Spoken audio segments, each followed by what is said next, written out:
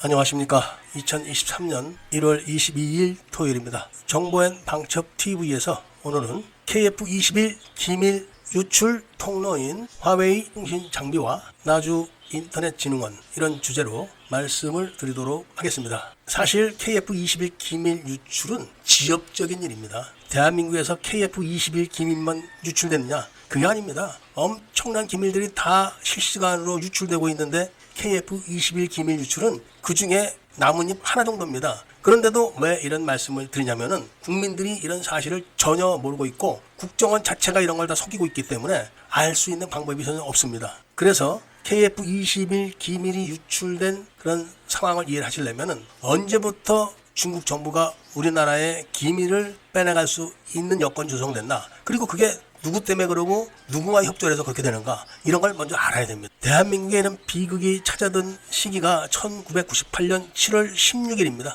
김대중이 장기 집권을 하기 위해서 총사건을 조작했는데 이게 증거가 계속 부족해 재판에서 불리하게 되니까 거짓 역정보에 속아가지고 중국에 가서 북한 요원을 강제로 안구로 납치를 해서 고문을 하기 시작했습니다. 네가 봤다 하니까 물어라. 이런 이야기인데 그거는 전 안기부 직원들이 역정보를 흘렸던 겁니다. 그래서 이종찬과 김홍일이가 깜빡 속아가지고 그 얘기를 믿고 그대로 안기부 요원들에게 지시를 해가지고 중국에서 최인수라는 북한 요원을 납치를 해다가 안기부에서 고문을 했던 겁니다. 또 고문 기술자들이 고문을 하면서 들여다보니까 이거 진짜 모르는 놈이고 사람이 다른 사람인 걸 알았던 겁니다. 그래서 고문을 잠시 중단하고 대책회의를 하는 그 사이에 북한 요원이 튄 겁니다. 맨 처음에는 한나라당으로 켰는데 그날 토요일이라 한나라당 웰빙 당원들이 전부 다 당직 신분을 납고 집에 가버린 거예요. 그래서 최인수가 다시 택시를 잡아 타고 도망친 것이 중앙일보입니다. 중앙일보사로 갔을 때 중앙일보사로 도착한 시간이 7월 16일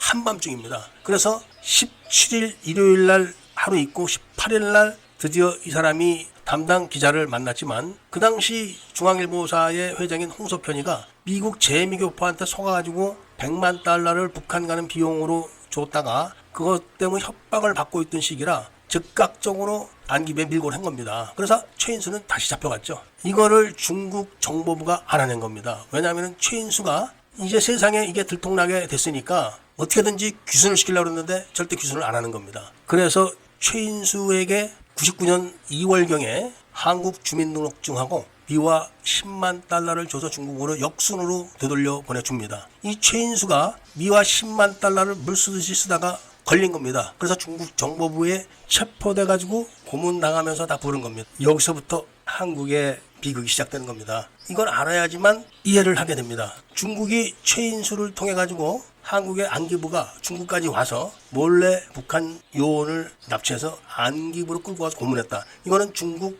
주권을 침해한 행위입니다. 그리고 북한 인민을 한국으로 납치해간 중대 범죄입니다. 그것도 자신을 박정희가 일본에서 납치해다 죽이려고 했다. 이렇게까지 악을 써가지고 세계 민주화의 대명사로 된 김대중이가 그렇게 한 거죠. 이 사실이 세상에 공표되면은 김대중은 현직 대통령이지만 바로 체포 구속돼야 됩니다. 외환죄를 졌기 때문에 그런 겁니다. 그리고 민주당은 해체가 되는 겁니다. 왜냐하면은 김대중의 이런 행각을 삼성의 이건희가 일본에 밀고 난 겁니다. 그래서 일본의 오부치 수상이 이 내용을 파악해서 김대중에게 전화를 해서 회담하자. 내가 이런 거 알고 있다. 이렇게 해서 전화를 한 날로부터 한 달 정도 기간에 신업 협정을 끝내버린 겁니다. 한 달 만에 김대중이가 사인을 하고 그리고 그것이 일본 천황 앞에서 협정을 맺은 겁니다. 그리고 그 다음에 국회가 열자마자 민주당이 단독으로 날치기를 해가지고 일본과 맺은 신업 협정을 비준해 준 겁니다. 이래서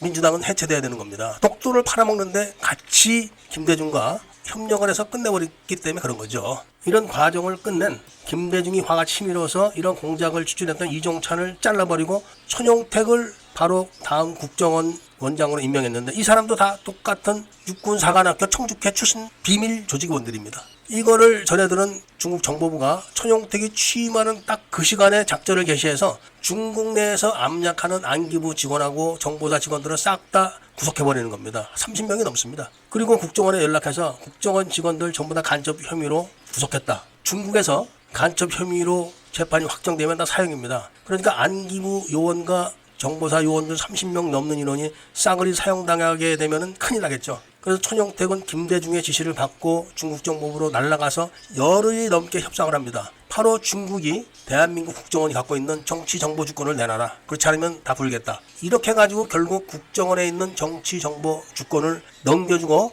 군사 정보 주권만 딱 하나 갖게 되는 겁니다. 요것이 1999년도 4월경입니다. 4월 말경 정도 될 겁니다. 그래서 2000년도부터 김대중이 차기 대권 후보자를 지명하는 그런 운을 떼기 시작하고 지금의 민주연구원인 모체를 그 당시에 설립을 하는 겁니다. 그 이름이 국가경영전략연구소입니다. 국가경영전략연구원이 아니고 끝에 소자를 바꿔서 사람들이 헷갈리게 만들어서 중국의 직접적인 지휘를 받는 그런 기관이 아니란 것을 감추려고 했던 겁니다. 이렇게 해서 노무현을 지정을 할 때 관우 정보를 통해 가지고 전자개표기 소프트웨어를 선관위에 납품하죠. 그런데 그게 다 껍데기만 그런 것이고 실제 핵심적인 소프트웨어는 중국 정보부가 제공한 거를 선관위에서 싹 바꿔치기를 한 겁니다. 이런 공작을 박지원과 신건이 맡아서 했고, 그리고 그런 시스템을 구축하기 위해서는 이상철이라는 정보통신부 장관을 임명해가지고 수행을 하는데, 이상철이 누구냐? 바로 LGU 부회장을 하면서 화웨이 통신 장비를 한국에 깔아놓은 그 인물이 바로 이상철인 겁니다. 그리고 그런 장비를 완전히 대한민국에 세팅을 해놓은 다음에 화웨이 총괄 고문으로 가버리는 거죠. 그래서 김대중 말기 때부터 전자개표기를 사용하기 시작했고, 그런 거를 세팅하기 위해서 김대중이 인터넷진흥원을 나주로 옮길 계획을 세우고, 노무현이가 혁신도시 개혁안을 만들어서 정책을 위반하고 문재인이 야당 대표로 있는 그 시절에 나주에다가 인터넷진흥원을 옮겨버리는 겁니다. 인터넷진흥원의 핵심이 뭐냐? 바로 대한민국에 있는 모든 서버를 관리하는 그런 부서입니다. 그러니까 대한민국에 있는 모든 서버를 반란의 도시 나주로 옮겨놓은 겁니다. 지금 그렇게 놓고 4.15 총선을 한번 시험 삼아서 해가지고 180석을 간단하게 만드는 거를 성공시켜버린 거죠. 이게 바로 화웨이 통신 장비, 그리고 감시 카메라도 다 중국제고, 모든 서버를 나주에 갖다 놓고 나주에서 핵심적인 요 몇 명에서 서버를 열어서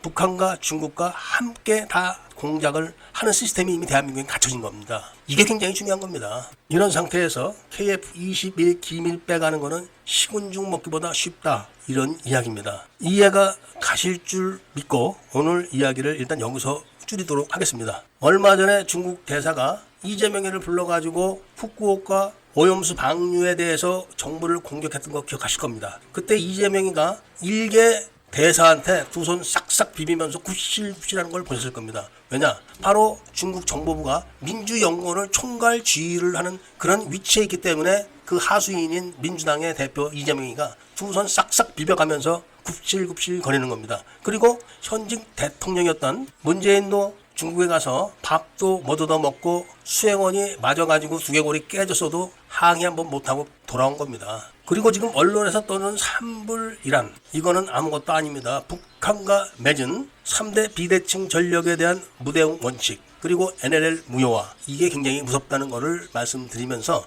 이야기를 들어주신 데 대해서 감사드립니다.